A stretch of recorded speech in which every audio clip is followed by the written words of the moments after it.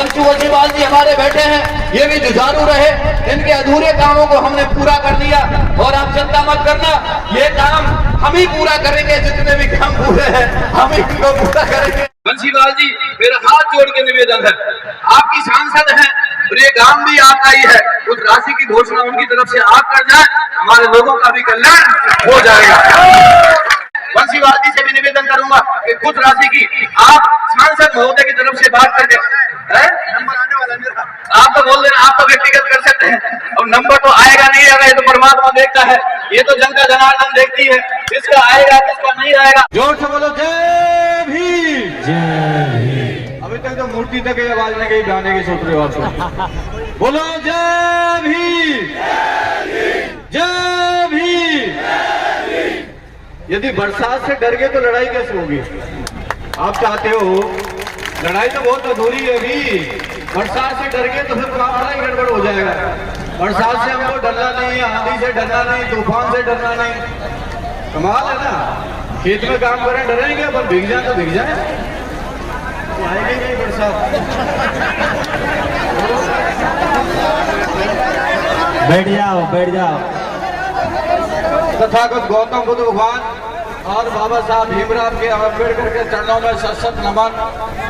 आज इस सिकंदरा की ग्राम पंचायत के अंदर बाबा साहब भीमराव मूर्ति के अनावरण के कार्यक्रम में आपके जाने पहचाने लोकप्रिय विधायक आदरणीय अमर सिंह जी, पूर्व विधायक आदरणीय बच्चू सिंह बंसीवाल जी, पूर्व विधायक आदरणीय मोतीलाल खरेरा जी, और यहाँ पर विराजमान भाई हमारे उप जिला प्रमुख प्रतिनिधि के तौर पर भाई दिनेश अड्डा जी, हमारे जिला कांग्रेस कमेटी के एससी विभाग के अध्यक्ष आदरणीय विभूति जी, राकेश जी, हमारे पूर्व सरपंच सुभाष जी, सालाबाद मुकेश जी सूफा, और यहाँ पे स्थानीय सरपंच भाई बंटी जी, पूर्व सरपंच बने सिंह जी, तमाम यहाँ मंच पर बैठे हैं, सभी सम्मानित मंचासीन, और हमारे भुसावर के चेयरमैन भाई प्रकाश जी, समस्त यहाँ पर बैठे हैं, हमारे सभी पंच पटेल, सम्मानित मंच, वर्तमान सरपंच, पूर्व सरपंच, जिला परिषद सदस्य, पंचायत समिति सदस्य, और हम सबको इस मंच पर बिठाने वाले आप सभी पूजा के योग बुजुर्गों, नौजवान साथियों, मेरी माताएं, मेरी बहनें, आप सब लोगों ने मिलकर मान सम्मान किया, स्वागत किया, उसके लिए बहुत बहुत धन्यवाद, बहुत बहुत शुभकामनाएं। मेरा वैसे आज आने का प्रोग्राम नहीं था, मैं उदयपुर था, परंतु आपका प्यार और आशीर्वाद मुझे यहाँ खींच के लिया है, और मैं चलती हुई गाड़ी उदयपुर से जो बिल्कुल आ रही है, आप समझ सकते हैं उदयपुर कितनी दूर है। उदयपुर से मैं लेट हुआ, उसके लिए माफी चाहता हूँ। मेरा आपसे विनम्र निवेदन है, आप सभी जाति सभी धर्म के लोगों ने जो ये काम किया है, पुण्य का काम किया है, बहुत शानदार काम किया है, जानदार काम किया है, इसके लिए मैं आपको बहुत बहुत बधाई देना चाहूंगा। साथियों, आप सब लोग जानते हैं ये कोई राजनीतिक मंच नहीं है, पॉलिटिकल भाषण नहीं है, ये बड़ा मुझे बहुत अच्छा लग रहा है। पूर्व विधायक बंसीवाल जी बैठे हैं, पूर्व विधायक अमर सिंह जी बैठे हैं, पूर्व विधायक मोतीलाल जी बैठे हैं, सभी जाति सभी धर्म के लोग बैठे हैं। इसलिए मेरा आपसे विनम्र निवेदन है, प्यार प्रेम और सद्भाव हमको बनाए रखना है। सभी जाति सभी धर्म के लोग हमारे हैं, और इस क्षेत्र के विकास के लिए जितनी हम लड़ाई लड़ सकते हैं उतनी हम लड़ाई लड़ेंगे। साथियों, बाबा साहब भीमराव अम्बेडकर का सपना था कि शिक्षित बनो, संघर्ष करो, संगठित रहो, बाबा साहब भीमराव अम्बेडकर का सपना था। आप सब लोग नौजवान साथियों से, माता बहनों से निवेदन करना चाहूंगा, आज हम सब लोग मिलके जिस तरीका का विकास राजस्थान में हुआ है, ऐतिहासिक कदम राजस्थान की सरकार ने उठाया है। कभी किसी ने सोचा नहीं था कि आज जो बाबा साहब भीमराव अम्बेडकर का सपना था, दलित शोषित पिछड़े जब तक पढ़ाई में मजबूत नहीं हो पाएंगे तो आप लोग आर्थिक दृष्टि से मजबूत नहीं हो पाएंगे। आज हमारे यहाँ गुर्जर समाज के लोग बैठे हैं। जब देश आजाद हुआ था तब भारत का संविधान का निर्माण हुआ था, तो उसके अंदर संविधान के अंदर प्रावधान किया कि जब तक चाहे कोई जाति हो, चाहे वो SC हो, ST हो, OBC हो, MBC हो, कोई भी जाति यदि आरक्षण का लाभ लेना चाहते हैं तो वो अपनी मांग रखें। और बाबा साहब भीमराव अम्बेडकर ने 50% का आरक्षण की उसके अंदर व्यवस्था की। जैसे जैसे उस आरक्षण का लाभ मिलता है और जो जातियां थी उन्होंने सोचा कि ये तो बहुत अच्छी चीज है। अब आप समझ सकते हैं गुर्जर समाज के लोगों ने कितना बड़ा आरक्षण के लिए आंदोलन किया, कितने 72 लोगों की जानें गंवानी पड़ी, तब जाकर MBC के तहत 5% का आरक्षण मिला। आप लोगों को देश आजाद होने से पहले ही बाबा साहब भीमराव अम्बेडकर ने आपको आरक्षण की व्यवस्था कर दी। आज चाहे वो ईडब्ल्यूएस का मामला हो, चाहे ओबीएस का मामला हो, मैं इतना ही कहना चाहता हूँ, जिसकी जितनी हिस्सेदारी उसको उतनी मिले भागीदारी। ये बाबा साहब भीमराव अम्बेडकर का सपना था। उन्होंने कहा था, हे मेरे अनुयायियों, मैं रहूं या ना रहूं, कम से कम मेरे कारवां को आगे ले जा सकते तो कम से कम पीछे ले जाने का काम मत करना। आप खड़े हैं, कोई दिक्कत नहीं है, थकने वाले लोग नहीं है आप लोग। जो खड़ा है वो खड़ा रहे और जो बैठा है वो बैठा रहे। बाबा साहब भीमराव अम्बेडकर के अनुयायी हो, उन्होंने कहा था, मेरे आप इस कारवां को आगे नहीं ले जा सकते तो पीछे ले जाने का काम मत करना। आज मैं बधाई देना चाहूंगा नौजवान साथियों को, जो इतना ऐतिहासिक काम हम लोगों ने किया है। बाबा साहब को एक जाति एक धर्म के व्यक्ति नहीं थे। बाबा साहब 36 कौम के बरादरी के नेता थे। उन्होंने जिस तरह की व्यवस्था की उसके अंदर मैं आज शेड्यूल कास्ट के अंदर जो आरक्षण की व्यवस्था है वो कोई जाटव समाज के नाम पर कोई आरक्षण की व्यवस्था नहीं है। मुझे जो सीट मिली है, चाहे कोई सरपंच है, चाहे कोई विधायक है, चाहे कोई प्रधान है, कोई जाति के आधार पर आरक्षण नहीं है। अनुसूचित जाति के आधार पर हमारा आरक्षण है। चाहे वो ओबीसी का मामला हो, ओबीसी के अंदर भी कोई जाति के नाम पर आरक्षण नहीं है, उसमें ओबीसी के आधार पर आरक्षण है। चाहे वो एसटी का आरक्षण है, उसका भी एसटी के अंदर उसका जाति के आधार पर आरक्षण नहीं है। मैं इतना कहना चाहता हूँ, देश आजाद होने के बाद 75 साल देश आजाद हो गए, परंतु आप लोग भी आज तक आजाद नहीं हो पाए। मेरा आपसे विनम्र निवेदन है, हाथ जोड़कर, चाहे वो किसी भी जाति धर्म के व्यक्ति हो, अपने बच्चों को पढ़ाएं लिखाएं, अपनी बहन बेटियों को पढ़ाएं लिखाएं। बैठ जा सर, बैठ जा सर, बैठ जा, खड़े रहते कोई बात नहीं। मैं कहता हूँ आपको बहन बेटियों को पढ़ाएं लिखाएं, अच्छे पदों पर तभी पहुंच पाएंगी।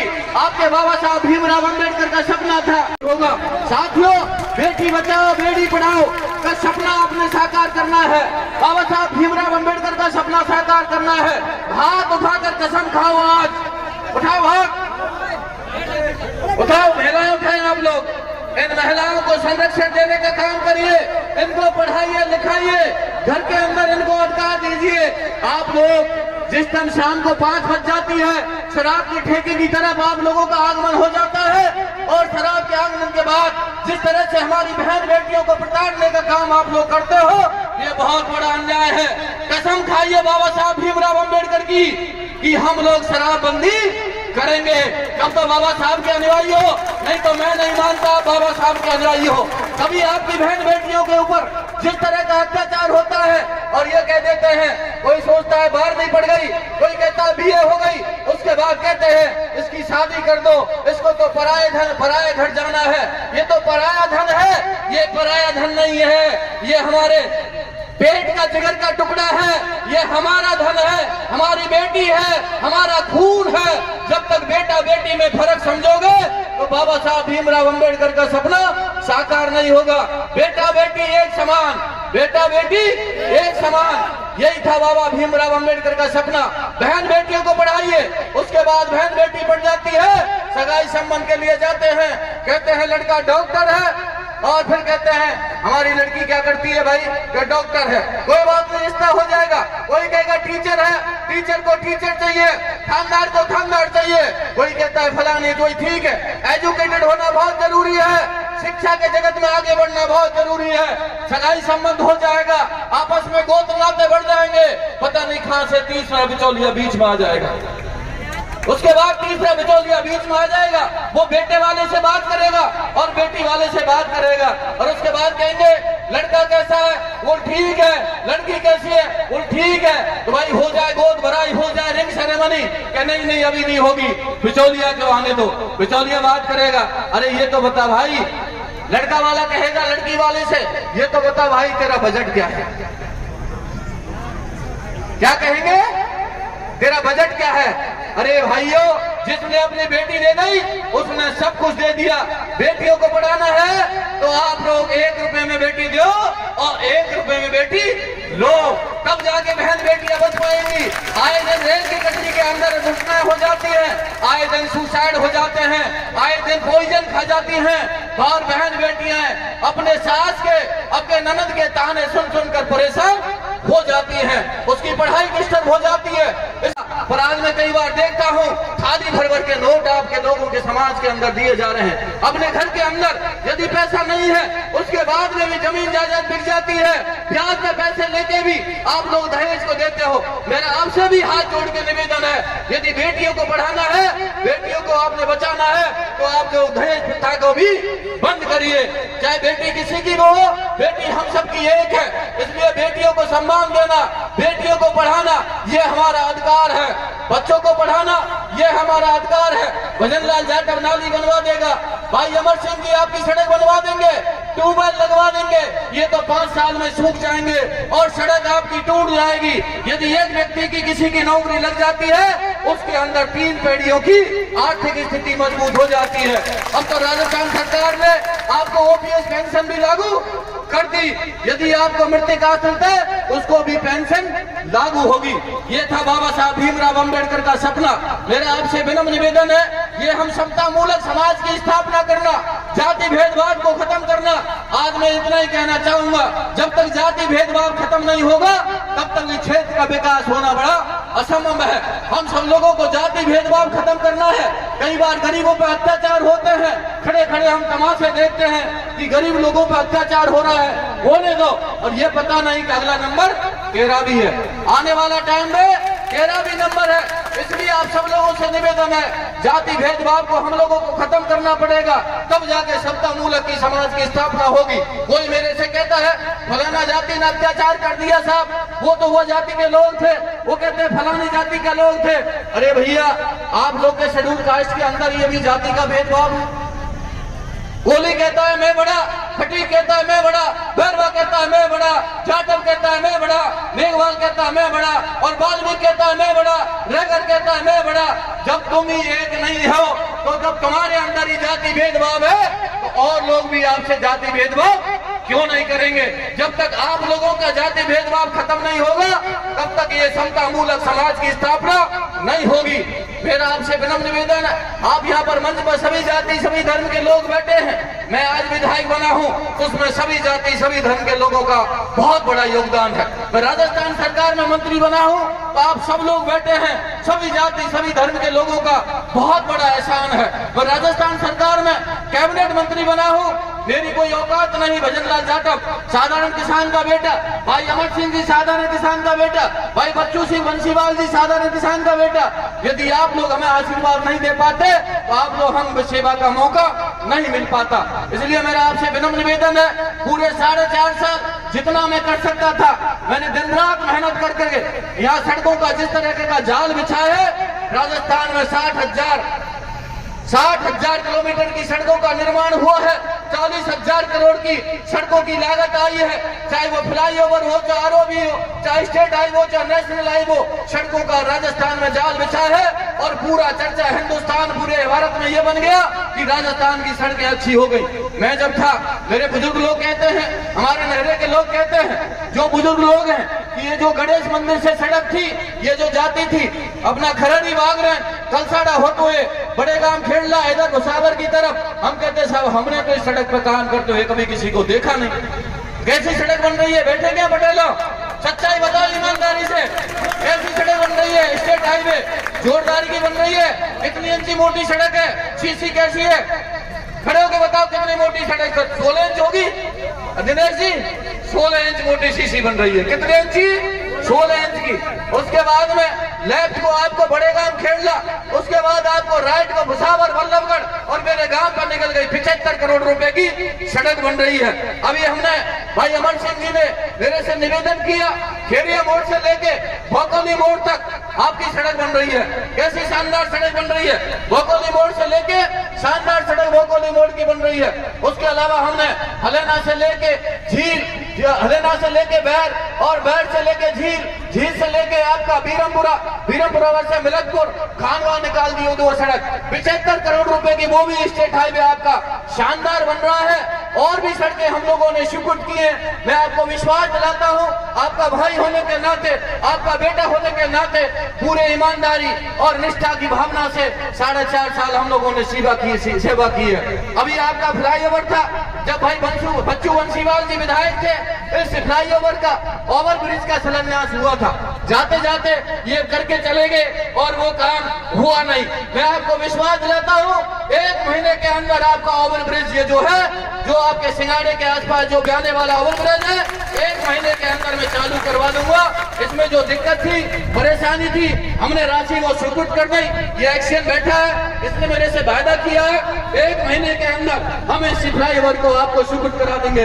आपके गांव की समस्या थी, आप लोगों ने मुझे आरोपी की, यहाँ पर डिमांड रखी थी कि हमारा अंडरपास बनना चाहिए। पर यहाँ पर मैंने यहाँ के अधिकारियों से जो यहाँ पर फीडबैक लिया था, कोई बताते हैं शायद वहाँ पर अतिक्रमण है और शायद वहाँ पर आपकी कोई रेलवे की जमीन कम है। मैं अधिकारियों को आज ही निर्देश दे दूंगा, यदि वहां पर जगह अवेलेबल है तो मैं आपका अंडर ब्रिज की भी बनवाने का काम मैं सिकंदरा का कर दूंगा। कोई दिक्कत नहीं है, जगह है, मैं अधिकारियों को भी भेज रहा हूँ, ये देखेंगे जाके, आपके आरयूबी भी हम लोग बना देंगे।